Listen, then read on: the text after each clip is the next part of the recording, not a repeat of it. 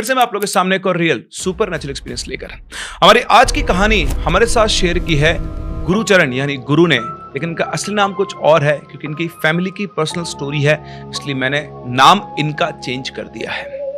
ये कहानी सुनकर आपको समझ में आएगा कि कैसे आपके किए हुए कर्म आपको बचा भी सकते हैं और आपको फंसा भी सकते हैं, आपको एक ऐसी हालत में पहुंचा सकते हैं जिसमें आपकी स्थिति इतनी दयनीय हो जाएगी कि आप सोच भी नहीं सकते। गुरुचरण और उनकी फैमिली भोपाल से बिलोंग करते हैं और ये पूरा का पूरा इंसिडेंट इनकी फैमिली में हुआ। जब ये इंसिडेंट हुआ तो इनके फादर और उनकी 6 बहनें टीनेज में थे और धीरे धीरे समय बीता, इनकी कुछ सिस्टर्स की शादी हो चुकी थी। धीरे धीरे टाइम और निकला, इनके फादर की भी शादी हो गई और इनकी बची हुई 2 जो बुआ थी उनकी भी कुछ सालों में शादी हो गई।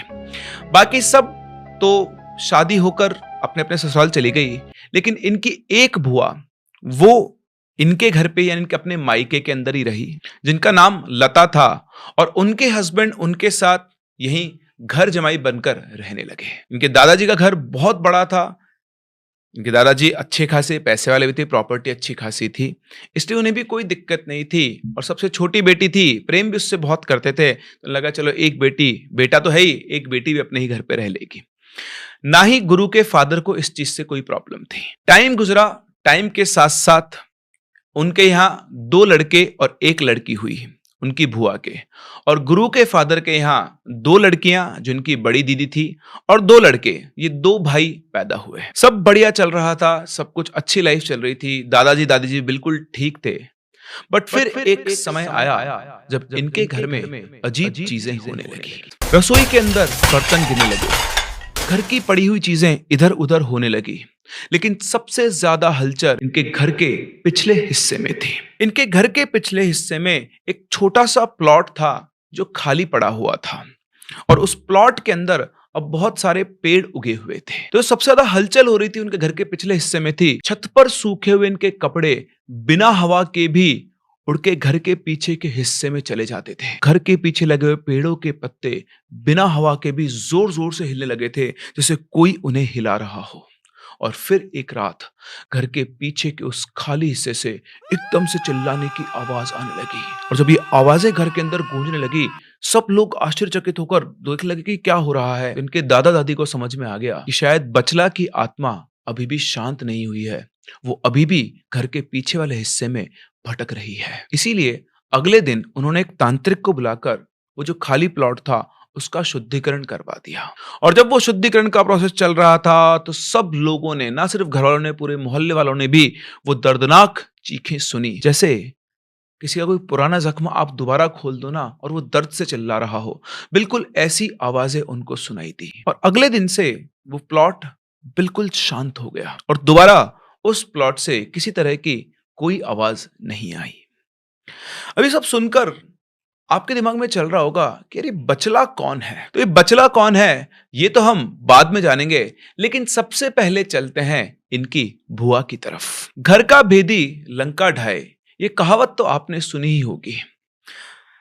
एक्चुअली गुरु के खानदान का एक रिवाज है जो कि बिल्कुल साफ है कि प्रॉपर्टी सिर्फ घर के लड़कों को ही मिलेगी। अगर आज के हिसाब से इनके दादाजी की प्रॉपर्टी कीमत देखी जाए तो करीबन वो 15-20 करोड़ के बीच की प्रॉपर्टी होगी। अब ये जो इनके फूफाजी रह रहे थे घर जमाई बनकर, जिनका अपना कोई काम धंधा नहीं था, जैसे जैसे अपना खर्चा चलाया करते थे और दादाजी इनकी मदद कर दिया करते थे, उनकी नजर इनके दादाजी की इस महंगी प्रॉपर्टी पर थी। उनके दिमाग में यही था कि अगर ये प्रॉपर्टी उनको मिल जाए तो उनके जीवन के सारे संकट खत्म हो जाएंगे। और इसी वजह से उन्होंने अपनी पत्नी यानी गुरु की बुआ को बड़े बड़े सपने दिखाकर अपने ही परिवार के खिलाफ जाने को तैयार कर दिया। उन्होंने सोचा कि अगर रास्ते से सबको हटा दिया जाए तो ये सारा साम्राज्य उनका हो जाएगा। लेकिन इनकी बुआ अच्छे से जानती थी कि गुरु के पिता और दादाजी को रास्ते से हटाना आसान नहीं था, इसलिए उन्होंने सहारा लिया काले जादू यानी ब्लैक मैजिक का। इनकी बुआ की इनके किसी दोस्त की वजह से किसी एक तांत्रिक से जानकारी हुई, और जब उसने अपने जानकार तांत्रिक से अपने मन की बात कही तो वो तांत्रिक पैसों के लालच में इनकी हेल्प करने को तैयार हो गया। इनकी बुआ एक ऐसे तांत्रिक को घर लेकर आई जो ना सिर्फ एक पहुंचा हुआ तांत्रिक था बल्कि भेष बदलने में भी माहिर था। वो घर में एक साधु का भेष लेकर आया और आते ही उसने एक पुरानी चाल चली, खजाने का लालच। उसने कहा कि आपके घर के नीचे एक खजाना दबा हुआ है जिसे ढूंढने में मैं आपकी मदद कर सकता हूं। ये बात सुन के गुरु के पिता ने तो साफ साफ मना कर दिया कि भाई हमें कोई खजाना वजाना नहीं चाहिए, हमारे पास भगवान का दिया सब कुछ बढ़िया है, आप यहां से जा सकते हैं। लेकिन इनकी बुआ जो कि इस घर की बेटी थी, घर की बेटी होने का उन्होंने फायदा उठाया और इनके दादाजी को मना लिया। उन्होंने कहा कि ठीक है, अगर कुछ निकलता है ना तो आप लोग मत लेना, मुझे दे देना जो भी कुछ मिलता है, मैं वो लेकर अपना घर अलग से बना लूंगी, ताकि इनको भी अपने पति की तरफ इशारा करते हुए बोली, ये ताने ना सहने पड़े कि घर जमाई बन के बैठा है और अपने ससुर का खाना खा रहा है। अब ऐसे इमोशनल डायलॉग आप खुद सोचो, आप वहां पर हो, आपकी बुआ ऐसा डायलॉग बोले तो आपको लगा यार बात तो सही कह रही है, ठीक है अपने को भी कुछ देना नहीं पड़ेगा, कुछ निकल गया तो ले जाएगी और अपना घर बना लेगी। तो इस तरह से इनके दादाजी इस बात के लिए तैयार हो गए और फिर उस तांत्रिक ने उस रात एक खेल खेला। उसने सबके कमरे के बाहर सिंदूर से एक त्रिकोण बनाया और उसमें एक एक नींबू रख दिया।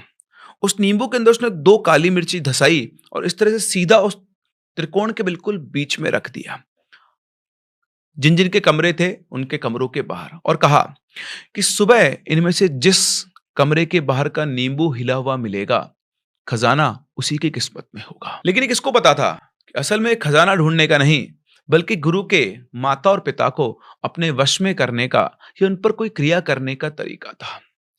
सुबह गुरु के पिता के कमरे का नींबू हिला हुआ मिला। तांत्रिक ने कहा कि यहां पर जो भी मिलेगा वो सब आपकी किस्मत में है, ताकि वो इनका विश्वास जीत सके। लेकिन गुरु की मां बहुत समझदार लेडी थी।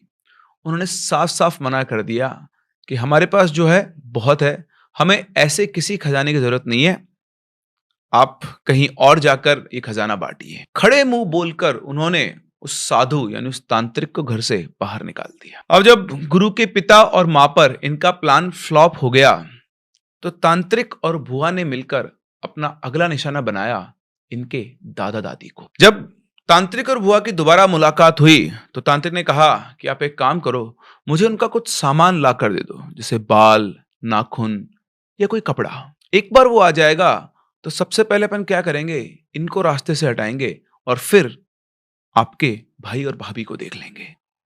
बुआ की आंखें दौलत के आगे अंधी हो चुकी थी। उन्होंने अपने पिताजी की बनियान और अपनी मां के कंगे से कुछ बाल निकालकर उस तांत्रिक को दे दिए और तांत्रिक ने शुरू की मारण क्रिया।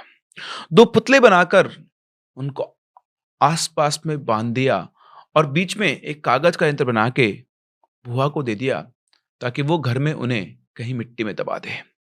और जैसे ही ये क्रिया हुई, इनके पहलवान दादाजी, जिनका करीबन या आप मान के चलो पंजाब से ओरिजिनली बिलोंग करते थे, भोपाल में आकर शिफ्ट हुए थे, 6.5 फीट के आसपास की हाइट थी, अच्छा खासा शरीर था धारा सिंह की तरह, जो कभी किसी से नहीं हारे।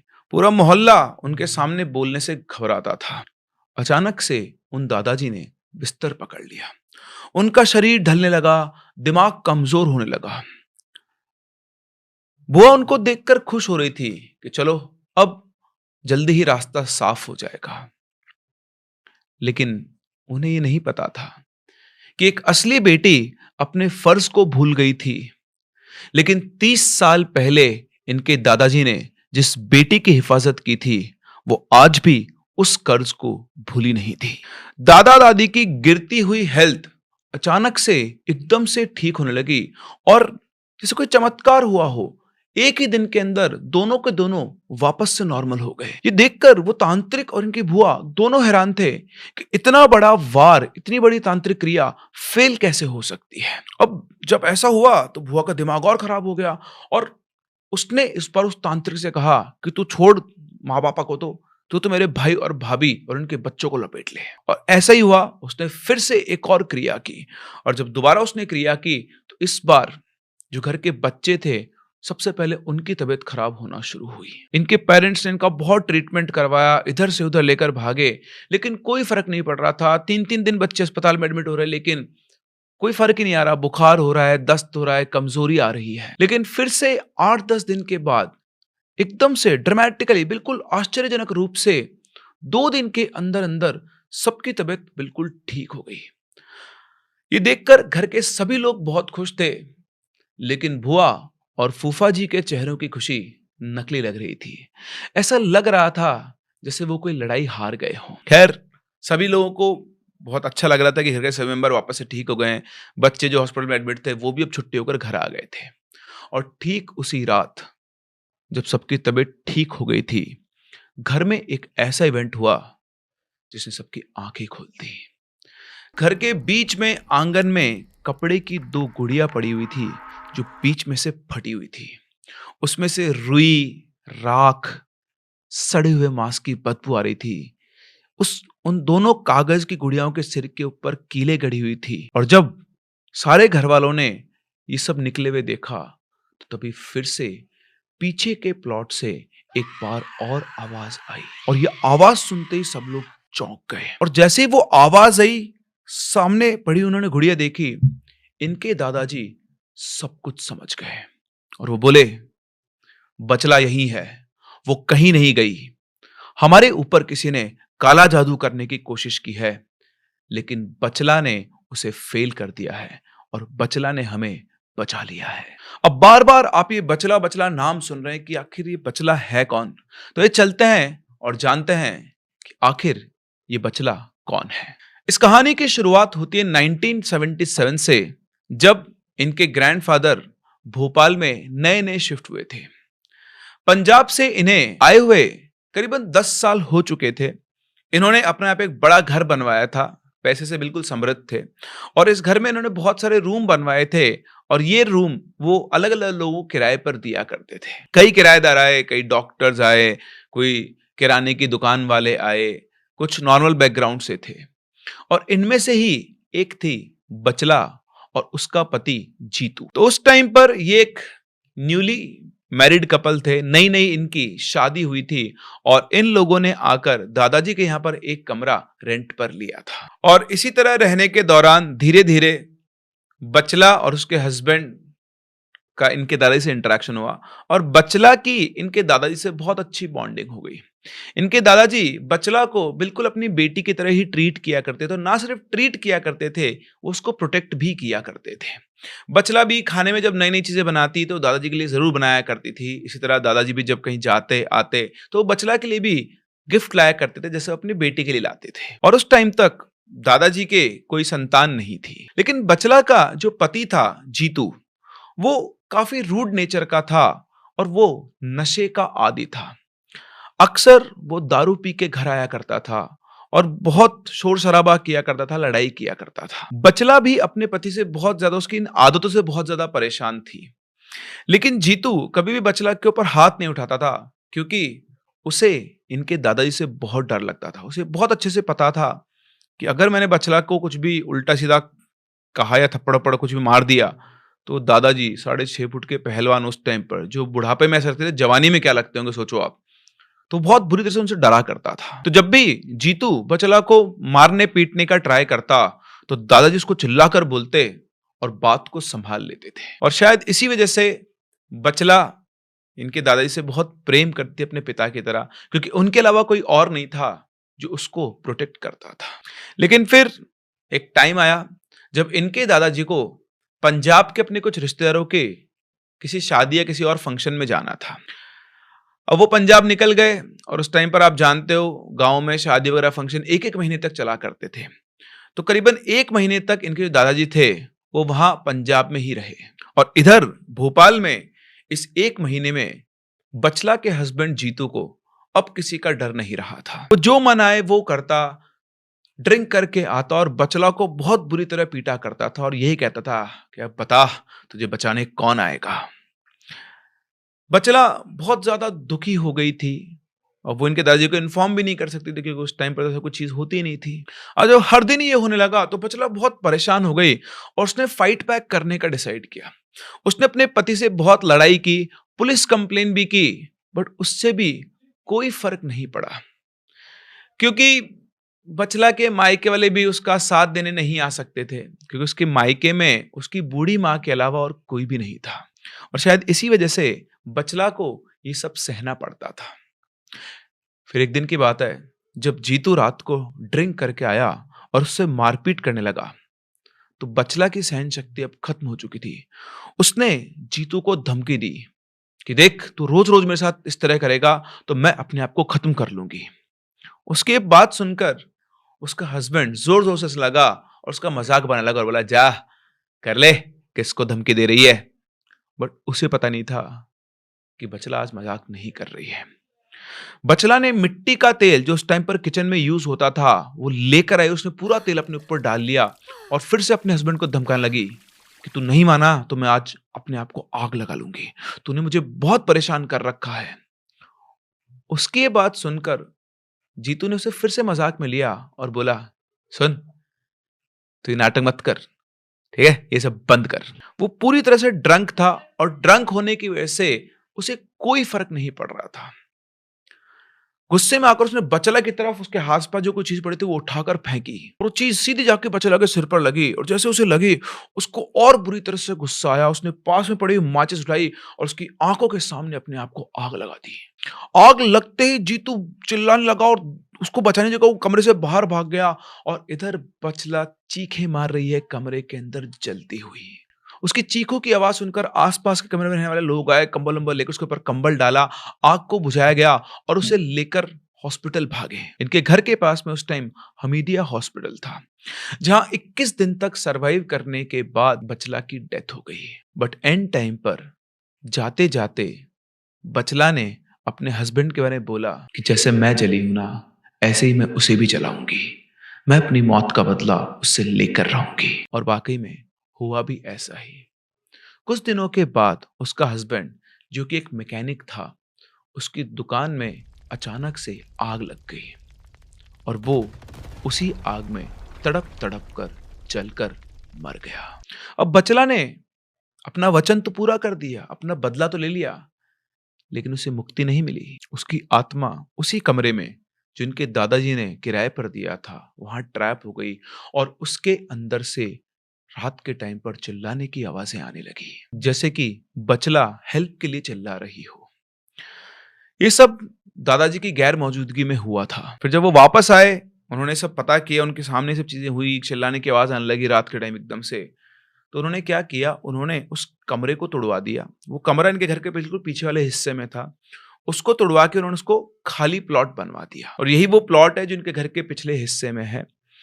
आज भी वो प्लॉट खाली है और उसमें आज भी बहुत बड़े बड़े पेड़ उगे हुए हैं। और इसीलिए जब उनके घर के पिछले हिस्से से वो आवाजें आने लगी थी चिल्लाने की बीच में, तो इनके दादाजी को लगा कि बचला की आत्मा शायद अभी भी भटक रही है।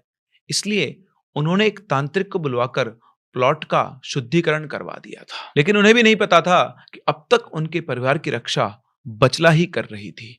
उसी की वजह से दादी और पूरा परिवार वापस से ठीक हो सके थे। लेकिन अब बचला शांत बैठने वाली नहीं थी। उसने एक बार तो इनकी बुआ को माफ कर दिया था, लेकिन इस बार नहीं। उसी रात जब घर के अंदर वो कपड़े की गुड़िया मिली, रात के करीबन 1 बजे के आसपास घर के पीछे वाले प्लॉट से चिल्लाने की आवाज आने लगी जैसे कई लोग एक साथ लड़ रहे हो। और ये आवाजें सिर्फ इनको नहीं, इनके आसपास के लोगों को भी सुनाई दे रही थी। फिर कुछ देर के बाद ये आवाजें अपने आप शांत हो गई और ये सिलसिला कुछ रातों तक चलता रहा। और फिर आई वो सुबह जब इनकी बुआ उठी तो उठते ही वो अजीब अजीब सी हरकतें लगी, किसी पागल की तरह चिल्लाने लगी, घर में इधर उधर दौड़ने लगी और अपने पति को ही पूरी तरह से पीटने लगी। घर का कोई भी मेंबर उनको काबू में नहीं कर पा रहा था। जैसे तैसे 4-5 लोग पकड़ के उनको हॉस्पिटल की इमरजेंसी में डॉक्टर के पास लेकर गए। उनका चेकअप हुआ और वो वहां पर बेहोश हो गई। और जब उनको होश आया तो उनका लेफ्ट साइड वाला पूरा फेस, मुंह लकवा मार चुका था। अब उनसे कुछ भी बोला नहीं जा रहा था।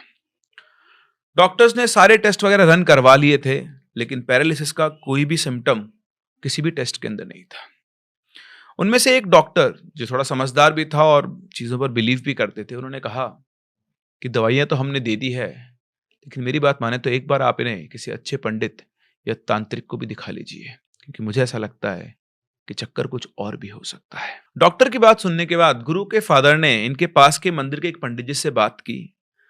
तो पंडित जी से बात हुई तो उन्होंने बोला कि एक काम करो, आप अभी हॉस्पिटल से छुट्टी लेके घर आ जाओ, मुझे बता देना, फिर मैं आपके घर आके ही देखता हूँ। फिर 1 वीक के बाद बुआ को छुट्टी मिल गई और जब वो घर आई तो गुरु के फादर ने उन पंडित जी को बुलाया।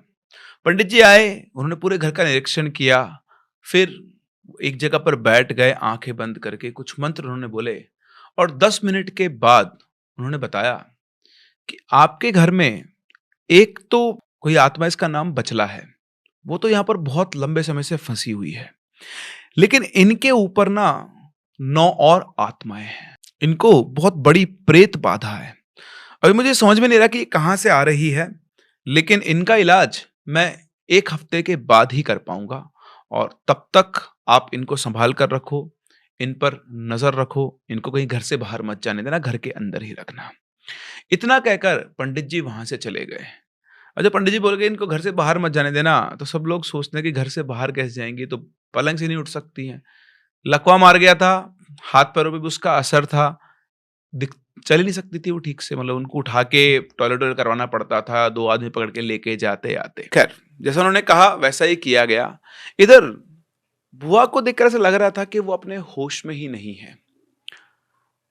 कुछ दिन तो सही से गुजरे, लेकिन फिर एक रात वो बुआ जो खड़े नहीं हो पा रही थी, जिनको खाना भी इन लोगों को खिलाना पड़ रहा था, वो अचानक से अपने बिस्तर से खड़ी हो गई और अजीब तरह से हाथ पैर चलाने लगी, जैसे किसी जानवर की तरह हाथ पैर चलाते ना, ऐसे वो हाथ पैर चलाने लगी। और वो बुआ जिनका चेहरे पे लकवा मार गया था, वो कुछ नहीं बोल पा रही थी, वो चिल्ला रही थी और वो ऐसे चिल्ला रही थी जैसे उनके शरीर में, उनकी आवाज में से एक साथ कई लोग चिल्ला रहे हों और वो कुछ बोलना चाह रहे हों। और चिल्ला चिल्लाते एकदम से वो जमीन के ऊपर गिर गए। उनकी हालत देखकर लग रहा था कि वो किसी चीज को कंट्रोल करना चाह रही हैं, पर वो चीज उनके कंट्रोल में नहीं हो रही है। उनकी आंखें बिल्कुल चौड़ी चौड़ी जैसे फटने वाली हो, इस तरह से हो गई थी। और उसको देखकर घर की सभी औरतें और बच्चे घबरा गए थे। सभी लोगों को घर से बाहर निकाला गया, सिर्फ गुरु के पिताजी और उनकी बुआ के जो लड़के थे वो लोग वहां पर रहे और किसी तरह वो उनको कंट्रोल करके अंदर रोके हुए थे, क्योंकि वो खुद को नुकसान पहुंचाने की भी कोशिश कर सकती थी। वो बुआ जो बिस्तर से उठ नहीं पा रही थी, जिनको पैरालिसिस का अटैक आ रखा था, उनकी हालत ऐसी हो गई थी कि उनको 3-3 4-4 वो घर के लोग मिलकर कंट्रोल नहीं कर पाए थे। 1 घंटे तक ये तांडव चला और उसके बाद वो एकदम से बेहोश हो गई। और वो जो बेहोश हुई, उनकी नींद अगले दिन शाम को खुली। अब पंडित जी के आने में सिर्फ 2 ही दिन बचे थे, लेकिन ये 2 दिन इनकी फैमिली के लिए बहुत मुश्किल वाले थे। फिर रात हुई, सब कुछ ठीक था, लेकिन रात को करीबन 3:30 बजे के आसपास अचानक से इनकी बुआ तेज तेज सांस लेने लगी और जैसे पिछली रात चिल्ला रही थी ऐसे चिल्लाने लगी। और आज तो उनका टोन और भी ज्यादा हाई था। वो चिल्लाहट किसी से भी झेली नहीं जा रही थी। और बुआ का लड़का जिसकी उम्र करीबन 20 साल थी, जब उन्होंने इनकी बुआ को संभालने की कोशिश की तो उन्होंने उसका गला पकड़ लिया और पूरी ताकत से, वो ताकत जो उनमें थी भी नहीं, उस ताकत से उसका गला दबाने लग गई बहुत जोर से। गुस्से के अंदर देखकर उनको समझ में नहीं आता कि उनका बेटा उनके सामने है, उसका गला दबा रही है, उनका खुद का बेटा है और गुस्सा निकाल निकाल के गला दबा रही है। वो तो उनका जो बेटा था वो आर्मी में था, उसमें इतनी ताकत थी कि जैसे तैसे करके उसने अपनी माँ के हाथ से अपना गला छुड़वा लिया और जमीन पर गिर गए। इसके बाद सब लोगों ने जैसे तैसे मिलकर बुआ को पकड़ा और उनको बेड से बांध दिया ताकि वो किसी और को नुकसान ना कर पाए और खुद को भी नहीं। सारी रात गुरु के फादर और उनकी बुआ के बेटे, गुरु जो भी घर के लड़के थे, वो सब उसी कमरे में जागते रहे और उनका ध्यान रखते रहे।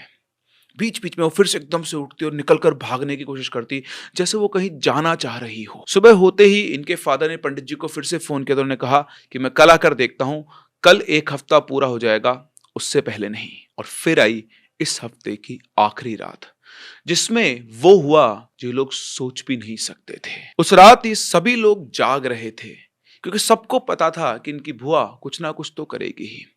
उन्हें उनके बिस्तर से अच्छे से मोटी रस्सी से बांधा हुआ था।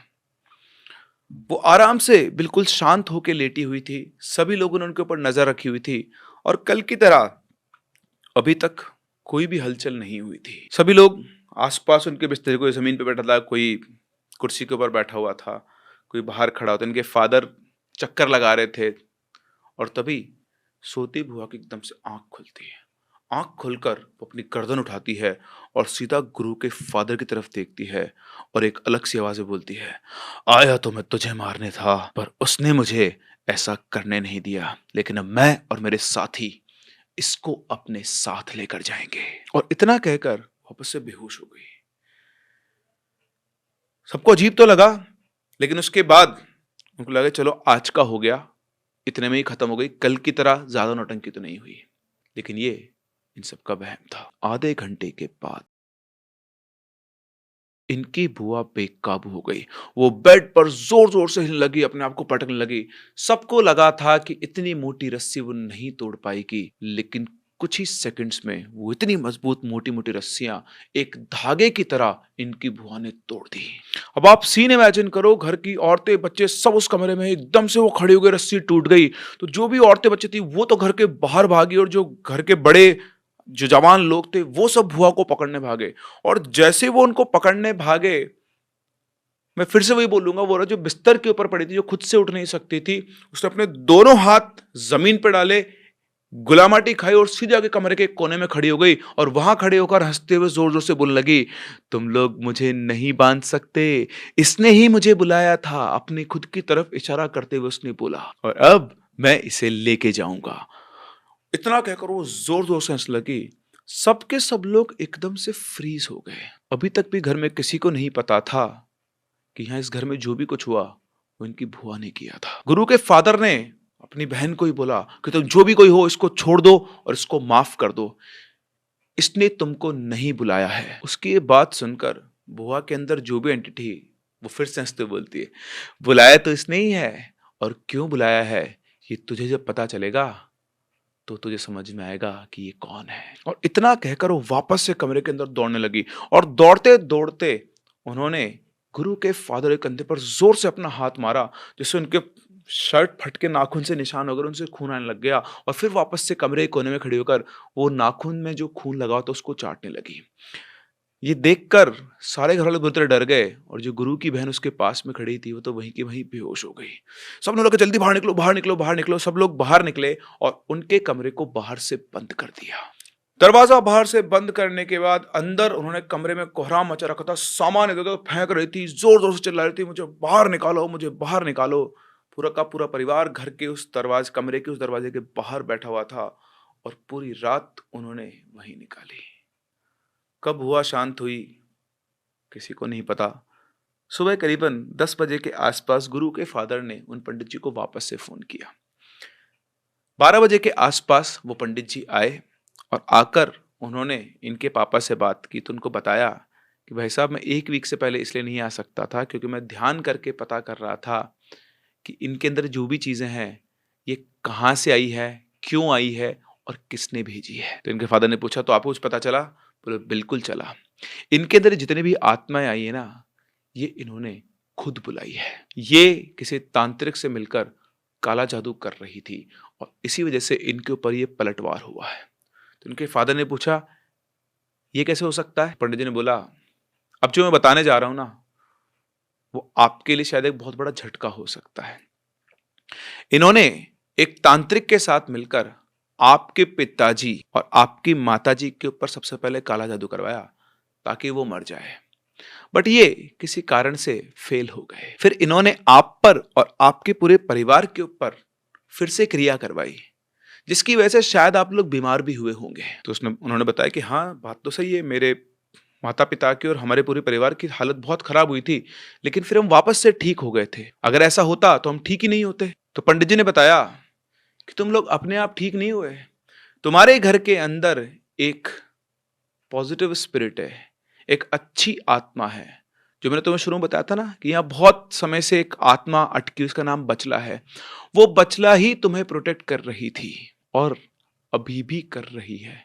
क्यों, ये मैं नहीं जानता, लेकिन तुम्हारे पूरे घर के अंदर जो भी क्रिया हुई है उसको काटने वाली सिर्फ और सिर्फ वो एक आत्मा है। फिर पंडित जी ने कहा, जाओ अपनी बहन को बाहर लेकर आओ।